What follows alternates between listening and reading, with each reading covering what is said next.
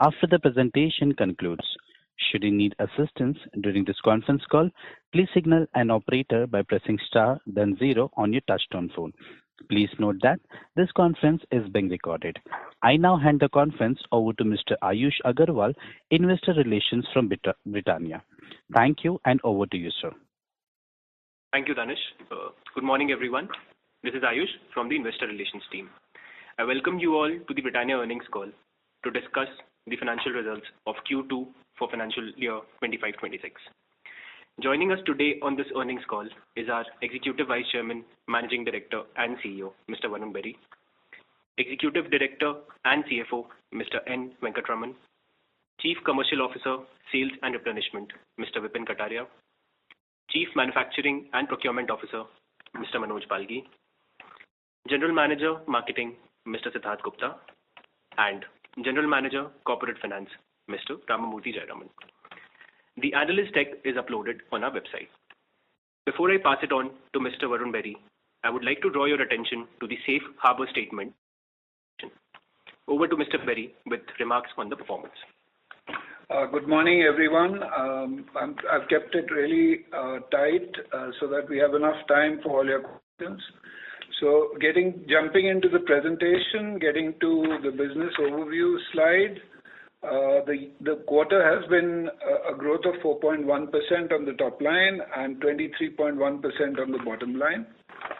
Next slide is about the GST rate rationalization, the GST 2.0, which was a very welcome move by the government. So 85% of our business underwent a change in GST rates with effect from 22nd September 2025, which did cause a little bit of destocking, etc., but it was temporary. This is, important step, and I think this is going to make that change for the entire food industry as we move forward. All those things have been sort of sorted out, and we are now back on a very smooth sail. Next slide is about market share. The market share, we have, we've got a sustained healthy gap versus organized national players. There's a slight loss for the large players to multiple local regional competitors. So there are, as the profit pool of the industry becomes larger, there are very small players and regional players coming into this industry. As a result of that, what we've done is we've created, a healthy interaction and very separate businesses for all our channels. However, certain of the national players have also started to double down on modern trade and look at the route of discounts to make up for the sales loss that they are seeing in regions. So it's a situation that we are desisting from, and we seem to be coasting along quite well. The next slide is about the commodity price trends. The commodities are looking reasonable, I would say. So if you were to look at flour versus the previous quarter, we are up 2% in price versus last year, same quarter, we are up 6%. So all these are, numbers which are within a range. So palm oil sequentially is down versus last year. Of course, it's up because that's when the uptick happened. And similarly, sugar 1% sequentially, 3% versus last year. Cocoa as well, 5% sequentially, 9% versus last year. Laminates as well, 2 and 1. Milk, slight inflation, but that's the seasonal inflation that happens with the festival season. So all within control. Getting to our strategic priorities, if you look at our consumer campaigns, we have some very exciting products under the Pure Magic brand now. We've got Choco Tarts, we've got Choco Stars, we've got the Chocolush, which has always been there, and Choco Frames, which has got the Harry Potter theme around it. So very exciting products, and we had a campaign around that. We've also got the NutriChoice 100% millet cookies, where it's doing quite well. It's got 100% millets, no maida, no palm oil, and no added sugar. That product's doing quite well. We've relaunched our Tiger Glucose under the Tiger Doodh Glucose, with a recipe change. That's doing really well for us. We've got the Chunkies range with coconut and choco chip, and the campaign on Golmaal and 50-50 with Ravi Shastri continues. On the adjacency business, again, croissant and rusk have been doing really well. The growths are high double digits and continue to be so.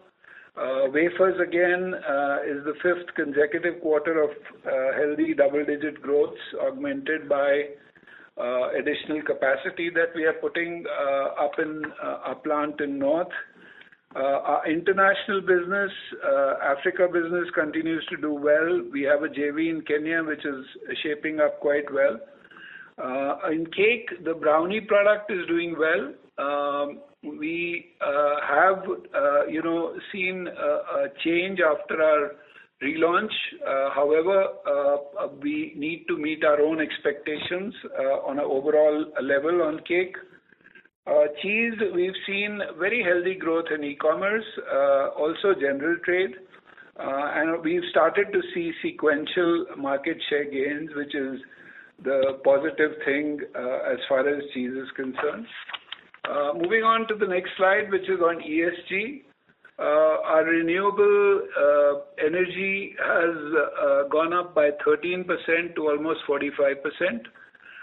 We've had reduction in the water consumption in most of our plants. The women factory workforce has gone up to 45% by 1%. It's a small number, but significant, because that's something that we are working on, to make sure that we get this up over a period of time.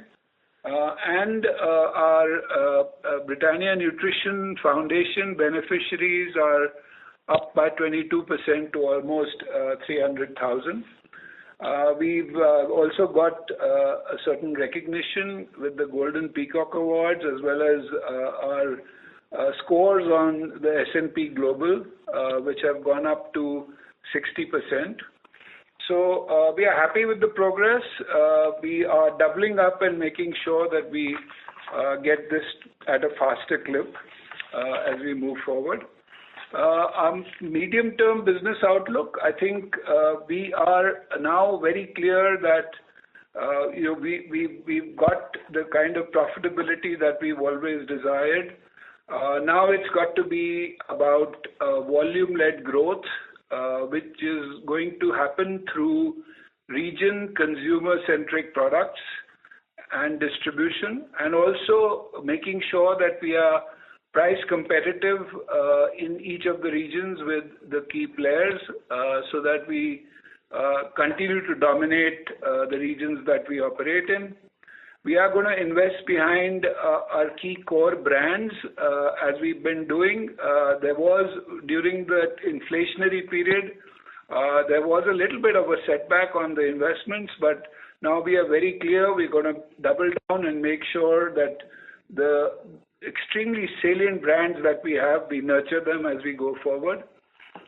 So we are looking at product restages for certain brands, obviously media and consumer awareness interventions to strengthen the leadership that we enjoy in these brands, and also sustain margins enabled by cost saving initiatives, and commodity situation, as I said, looks pretty good, and we hope that continues.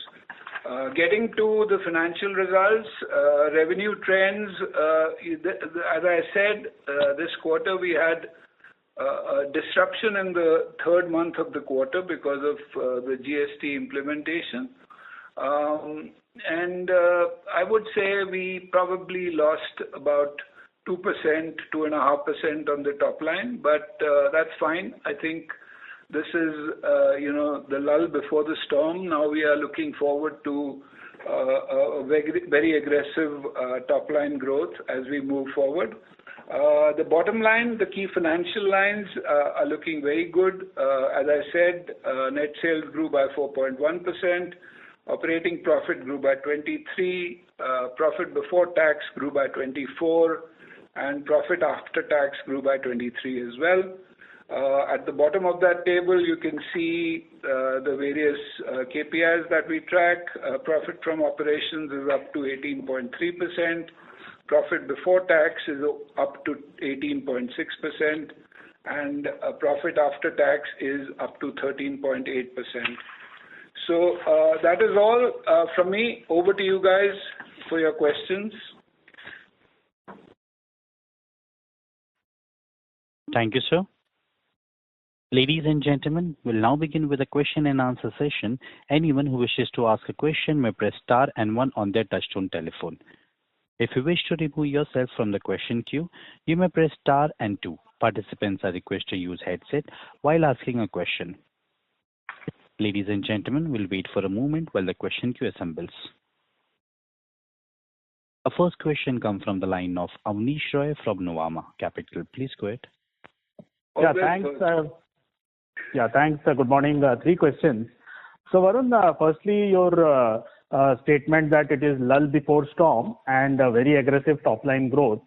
Is it based on the 10 to 13% grammage addition which will happen in the LUP, and that's a very large portion of the biscuits portfolio, or is it based on the compliance levels improving in the local players, because 500 plus players at 5% GST rate, the risk reward of not being compliant is not favorable. So you see market share gains for you from the local players because of the GST rate and compliance. Which is the bigger reason? It's, I think, the latter. Obviously, there will be gains because of the grammage that we are increasing, but I think the market share gains because of this are going to be definitely moving towards the organized players. You are absolutely right about what you said. So this is going to give us, upper hand as far as, the growths are concerned and shares are concerned. One or two follow-ups here. You mentioned on the Tiger relaunch, Tiger Doodh, etc. So to fight against the local players, yes, GST is definitely going to help you. But now do you need a more flanking price warrior kind of a product? Tiger is that only, but Tiger relaunch, I wanted to understand the thoughts. And on your statement that in modern trade, some of the national players are getting a bit more aggressive, and till now you haven't seen much of an impact. But if you could elaborate why there is not much of impact, I wanted to understand that. So as far as Tiger is concerned, we were a Me Too, right? From a competitor's standpoint, they were a glucose and so were we. So we thought that it's important to have a reason why for our brand, and we thought through on what was important for the consumers in small towns and villages. And this came out to be a proposition which could really help us, get established in these rural areas and small towns. And it's actually lived up to its expectations because the initial reaction has been extremely positive. So that's one, and you're right. It is the brand which is the cheapest form of food, as I keep saying. So if we are not looking at becoming 50% share, we are a single-digit share in this. We would like to just creep up share rather than double or triple our share in this, and we would like to be all pervasive and available everywhere. So that is our objective. What was your second question about modern trade? Yeah.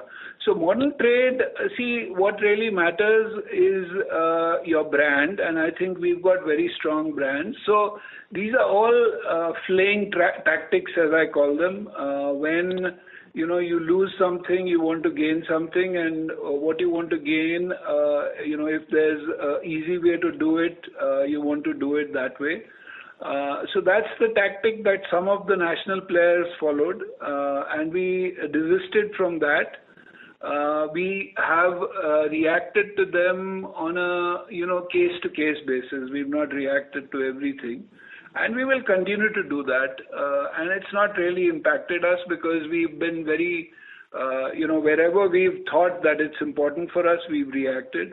Wherever we thought that it was not going to give any additional leverage to us in the long term, we've not reacted. So I think we're going to continue with that strategy as we go forward.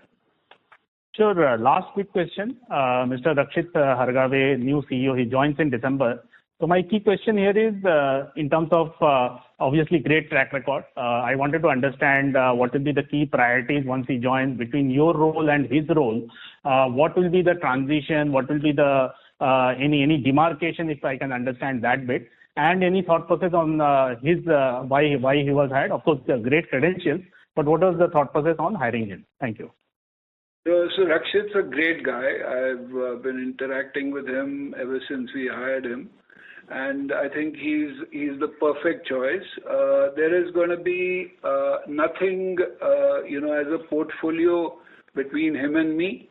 He's going to handle the entire business, and my job will be to help him wherever he needs any help, right?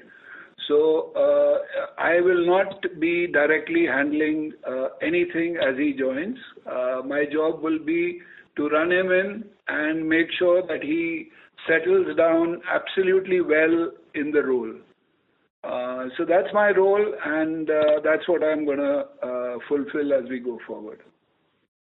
So thanks. That's all from my side. Thank you. Thank you, sir. Our next question comes from the line of Avi Mehta from Macquarie Capital. Please go ahead.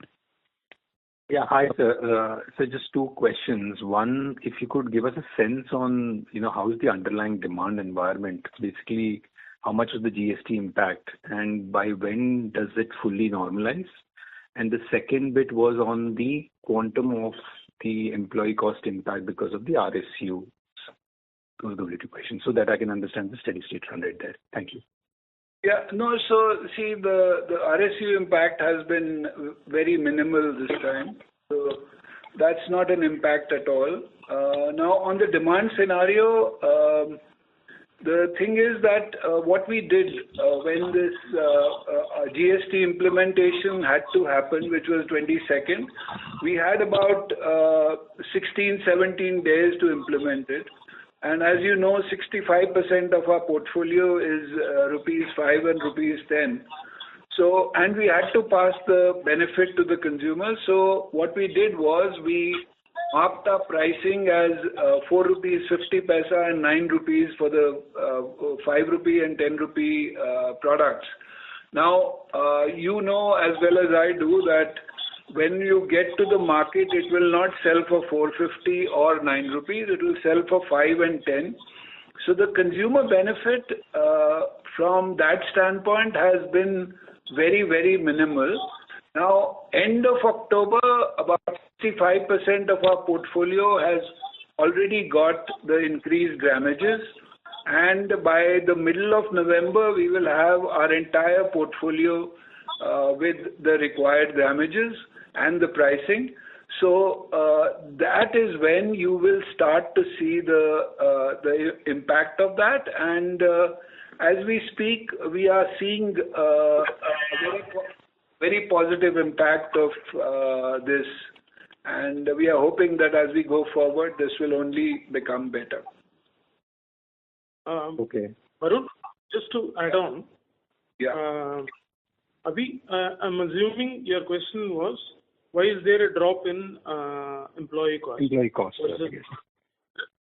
So that is to do with the provision that was higher in Q2 of the last year versus the current year. So the provision last year, Q2 was about 50 crore. This year has been about 5 crore. That's the impact of our provision. Oh, okay, sir. And that I should adjust to get the steady run rate as we go forward. Got it, sir. Got it. So just one follow-up, if I may, on the demand side. I mean, do you think 1Q was, given that 1Q also had a lot of impact, the storm that, or the pickup that you essentially allude to, or what has been seen, I'm just trying to get a sense of quantum. Is a double-digit momentum something that we can hope for? I know it's pushing above a little, but I'd love to hear your comments, if any. Well, I would certainly think that we should be looking at, getting to double digits in due course, because there seems to be a very positive sentiment around consumer goods and especially foods. So I do think this is our moment, and it will definitely bring us the kind of growth that we've been missing for some time. Got it. Thank you very much. This is very helpful. Thank you, sir. Our next question comes from the line of Mihir Shah from Nomura. Please go ahead. Hi, sir. Thank you for taking my question. So firstly, on the volume growth this quarter, I know it has impacted, but what is the range for volume growth essentially for this quarter? I'm trying to understand the pricing that was there for this quarter and the pricing that can get carried forward for the coming quarters as well. You asking about the quarter that we are sitting in, or second quarter. Second quarter, basically, essentially understanding what was the pricing growth in the second quarter, and what is the level of pricing growth can be carried forward, or that we will continue to see in the second half of the year. It's going to be a very different scenario, but the pricing growth was approximately 7 to 8%. And, now with the GST changes, etc., the pricing is very different. We've taken the drops as far as large packs are concerned, and we've taken grammage increases as far as the small packs are concerned. So it's not going to be exactly the same scenario as far as pricing is concerned. Our pricing and our revenue as well as our volume growth are going to be both positive as we go forward. So the pricing impact could be less than what it was. Understood. Got it. But not a material drop, right? I mean... No. Okay, got it. Secondly, sir, on last quarter, you had highlighted there was certain disruption in the Eastern India distributors. Has that normalized? And do you see any issue with the larger or the regional players getting aggressive on that? Do you think that one should build in certain caution around volume growth trajectory because of these things? No, actually, as what Abneesh had brought about, with the GST rates dropping to 5%, there would be a positive impact for national players. On the East, we've stabilized to a large extent. I wouldn't say 100%, but we are almost 90% there, and things are looking good in the East, and we hope to continue that momentum. Got it. And lastly, on the margins, raw material prices have been benign. We believe that the full impact of the softer raw material prices is yet to be seen. So would that be a correct statement to make? And secondly, because you mentioned that you are happy with the margins, what kind of margins are you talking about? The current margins that we are seeing on EBITDA level or the gross level, is that what you're happy with? And any additional you will be investing in ad spends, is that how one should think about it?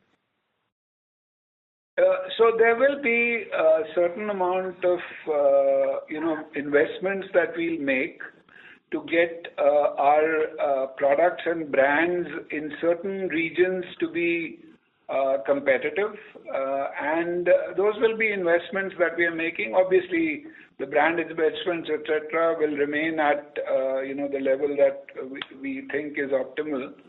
So I think we are now on what we are looking at is a top-line-led, volume-led growth and to make sure that we cement our dominance in the category. Understood. Thank you very much. Wishing you all the best, sir. Thanks. Thank you, sir. Our next question comes from the line of Aditya Soman from. Yeah, hi, good morning, team. So two questions. So first, you sort of mentioned sort of increased focus, and you've also mentioned making sort of investments in the regional competition. In your opening comments, you also indicated that some regional competitors have gained share on the margin.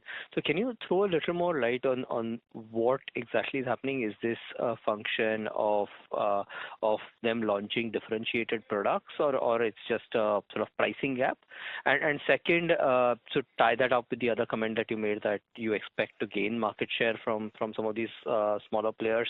Again, would this trend be true also of the regional players that you mentioned, which potentially gain market share? So this trend will be true of the regional.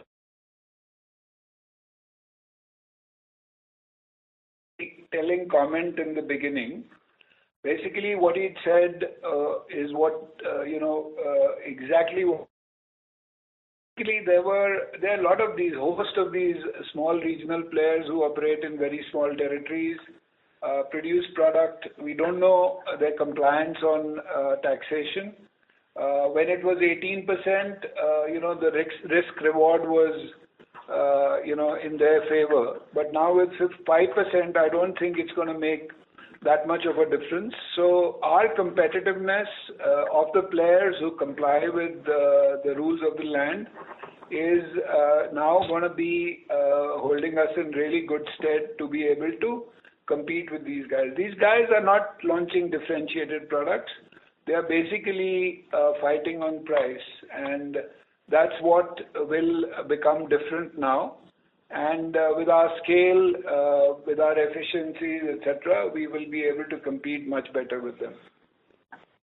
Understand. So basically what you're saying is now that you're more competitive on price because their price, whatever advantage on taxation goes away, you're pushing the envelope also on investments in the brands to be able to compete with them even better or make sure the consumers are aware of that their products are price competitive. Absolutely. Understand. Very clear. Thank you. Thank you, sir. Our next question comes from the line of Percy Pathanki from IIFL Securities. Please go ahead. Hi, Varun and team. First is, can you call out the growth for the September quarter adjusted for the GST pipeline disruption? Secondly, because of the GST rate cut, there will be some probable reduction in the government incentives because they funded through the GST refunds.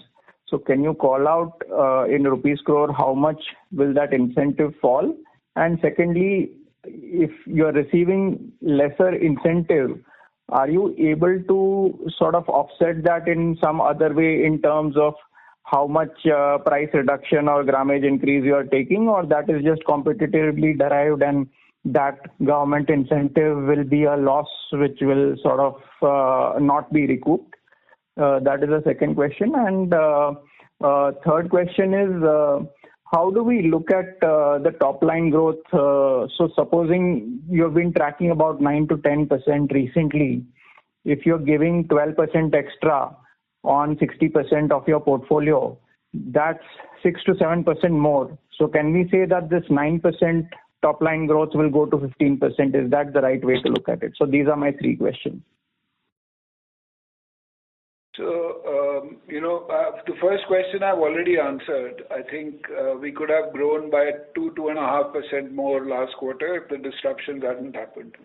Okay. So that because the last month was we could have grown 6.5%, 7% more. So that got down, and that's why it came down by about 2.5%. What was your second question? You've got very long. The government incentives. So government incentives, yes. I'll let Venkat answer that. Venkat, you want to answer that? Yeah, I'll do that. Yeah. So your first question in fiscal incentive was whether the benefit of reduction in GST rates have been passed on to the consumer as required. Yes, we have. And like Varun said, it's been done in two forms: price reduction in some packs and grammage increase in other set of packs. The second point that you asked was, is there going to be an impact on account of reduction in the tax rate on the fiscal incentives? Yes, there will be impact prima facie on account of this reduction. However, having said that, we have reached out to the state governments already, asking them to help the companies that have done the investment in those states and to secure the fiscal incentives. They, at least 3 out of the 5 state governments that we have reached out to have said they will figure out some ways of securing it. So we need to wait and see what happens. That's the... Is there any kind of quantification? Supposing if the state government doesn't accept your plea, how much can the reduction in the government incentive be in rupees crore, roughly? So that we need to work out currently. But then we are also looking at what else can be optimized to maximize the production in each of these factories. So that will take us a little bit of time to do a computation, because today not everything that is required is produced in a particular factory for that state. So that optimization is something that we are working on. Post that, we'll have an idea of what's going to be there. Understood. Yeah. And the third question on how do we look at growth going ahead?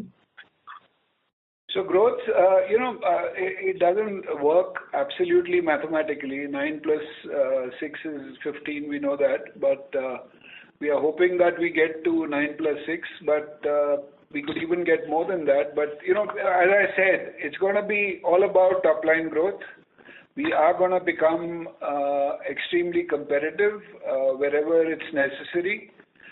We will make sure that we do everything to get our brands in front of the consumers.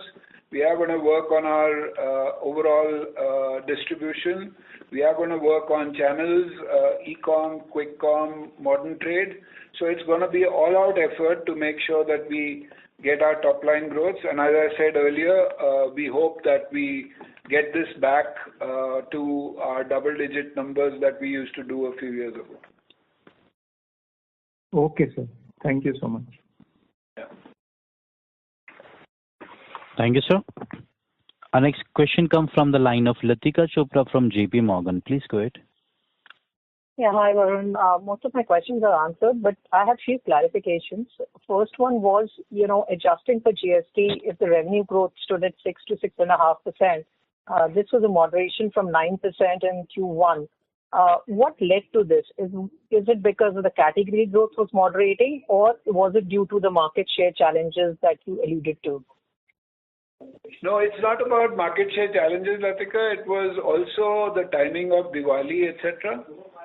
This time Diwali came a little earlier, and and certain other festivals in the south, etc. So it was just a timing thing. It wasn't anything else.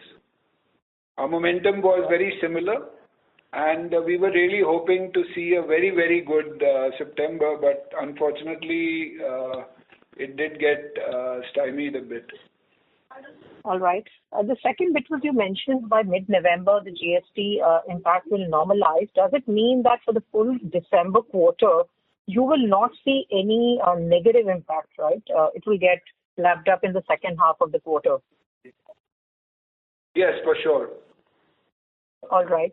And the last bit, on margins, just taking cue from the previous question, do you see any material risk if, because of those, state incentives not coming your way in December quarter or March quarter, or there is no near-term risk on margins on account of that in case your request to state government doesn't play out? If we don't know the quantum, hence I wanted to check. No, so Latika, we'll see, as Venkat said, we will have to do a full analysis on that. What is it that we can mitigate internally? And over a period of time, if there are certain gaps there, then we'll have to see how we mitigate them through, future price increases, etc. I don't think it's going to be that big, but once we do the analysis, we'll be able to comment on that. However, having said that, as I've said, our focus on competitiveness is going to be very, very clear. And from that standpoint, there might be some changes in the margin structure, because I think if we have to get aggressive top-line growth, then we might have to look at a slight haircut as far as margins are concerned. So we will have to evaluate that in this quarter, and maybe in the next quarter we can comment on that. Thank you. And this very last bit, given you have a very extensive distribution reach and, rural expansion has been one of your strategic focus areas, there have been some sound bites that given the way, rains have, played out this year, do you sense any risk to rural growth trajectory at a very broader level? This is a comment more on the FMCG/food side. Thank you. No, so first to correct you, Latika, it's not an expensive distribution. In fact, our most profitable channel is our general trade portfolio. It's for sure we're going to continue that because that's our big muscle. And, it's not impacted it. Rural is growing faster than urban even today. Vipin, you want to comment on that? Yeah, so Latika, you're right. We have got a pretty wide distribution. Even as of today, rural is outstripping urban growth, and we will continue to go deeper and deeper in rural through our direct model because we are changing a lot of this hub and spoke to direct. So therefore, our rural story is looking robust. Rains have not impacted much. I don't think even from let's say a per capita level or whatever happened to the crop income should not be impacting us. In a lot of cases, actually, weather favors us because the biscuit consumption and some of the other product consumption actually goes up with rain, right? So I think rural, we have a strong story, and with this entire GST change, affordability and value becoming better, we will grow faster in rural. So it's my previous company which gets impacted, Latika. Everything gets impacted. Yeah. Thank you so much, and wish you all the best. Thank you. Thank you, ma'am. Our next question comes from the line of Kunal Vora from BNP Paribas. Please go ahead. Yeah, thanks for the opportunity. Firstly, on biscuits, in your experience, how do consumers react when you add or remove a biscuit or change grammage in a 5 rupee, 10 rupee pack? Does it have any meaningful impact on the number of packs you sell? Yes, the Indian consumer is extremely cost conscious, and they are absolutely aware of how many biscuits, what grammages go in the various brands that are available in the market. So it makes a difference. It definitely like if you have instead of 9 cookies, instead of 8 cookies in a pack, does it in any way reduce the number of packs you will be able to sell? Yes, absolutely. Absolutely. The consumers are very perceptive. So yeah, so if you reduce the number of biscuits, we see impact on transaction. Similarly, when you add biscuit, the transaction tends to move up. Okay. Second is on dairy. How is Ranjangaon Dairy performing compared to your estimates, and how do you see the growth in dairy over the next couple of years? And are you looking at whey protein and protein drinks as an option? Yes. So performance in dairy is not as we would have expected. And the reason for that is that certain channels are doing extremely well. So for us, general trade, which is the smaller stores, etc., are doing quite well.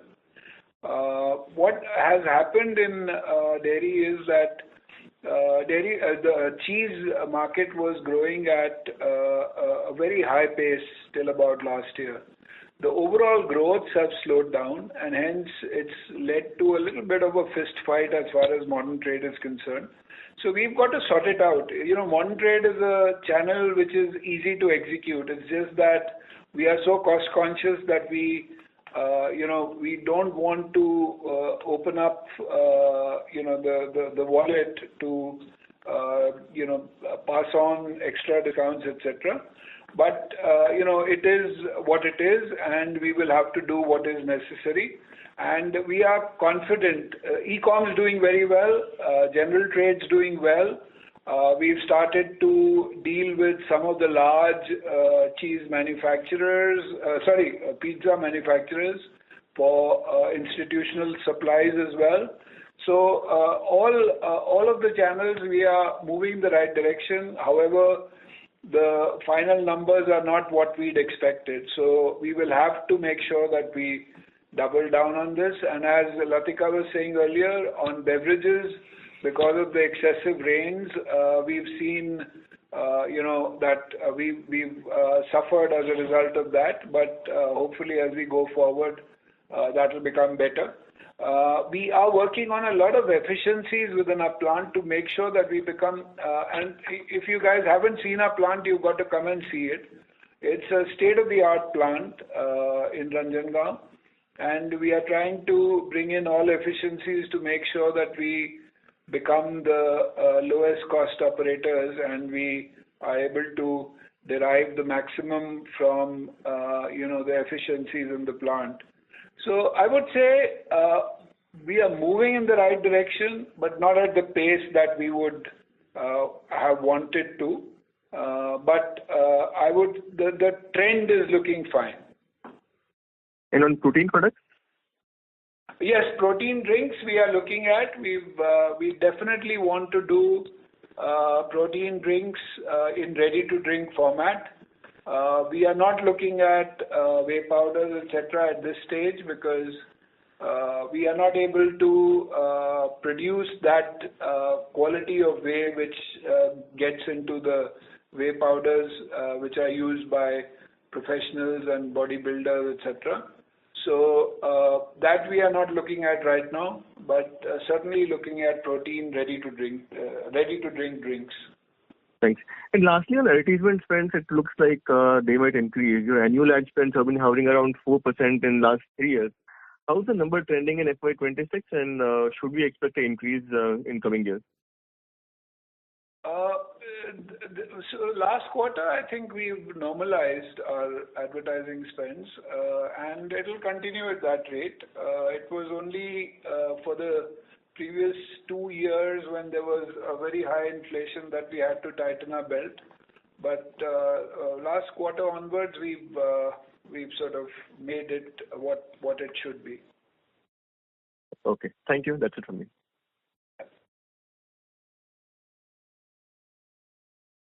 Thank you, sir. Our next question comes from the line of Harit Kapoor from Investec. Please go ahead. Yeah, hi, good morning. I had 3 questions. First was, is there any, inverted duty structure impact on, likely on the margins that you say, for example, your costs, some of them are at 18% and bulk of your business now is at 5% on the output. That's my first question.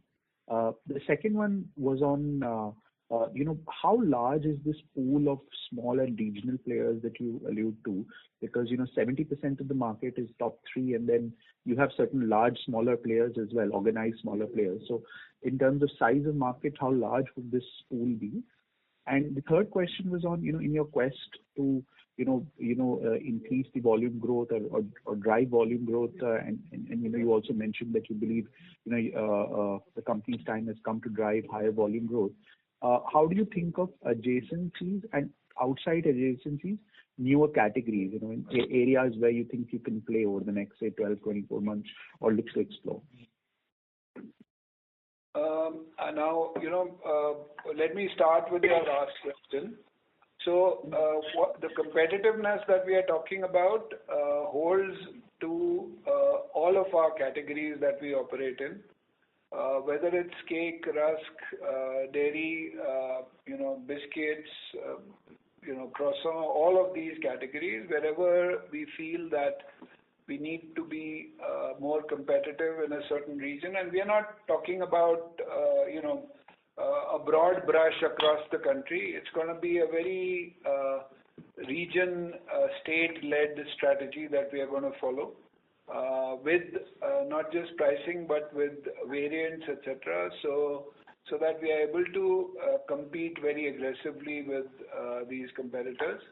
And so that's going to be across. We are not looking at entering more categories. We are looking at consolidation and making sure that the categories that we operate in become much larger than what they are currently. So that is the last question. What were the other two questions now? I'm getting old here. I keep forgetting your questions. No worries. I can refresh that. Your two questions. One was on the inverted duty structure. Is there any inverted duty structure impact on your business? Yeah, so the inverted duties have been factored into the price reductions. Venkat, you want to comment on that? Venkat? I think he's got an issue with his connectivity. But the inverted duty, if there is any deficiency in that to our overall P&L, that has been priced into our price drops or grammages that we are increasing. Last question was on the market construct. The big three, like you said, they constitute 70% of the market. Then if I add, let's say, significant regional players, that will be another 10 to 12%. And therefore, the long tail is about 15 to 18%, right? So those are value players. They are not on the differentiated end, but they are more value. And that's what we started with, that this GST should help us, getting this entire market to be more organized, because a lot of consumers tend to shift to large brands and differentiated products, and this kind of structural change happens. Got it. Those are my three questions. Wish you all the best. Thank you. Thank you.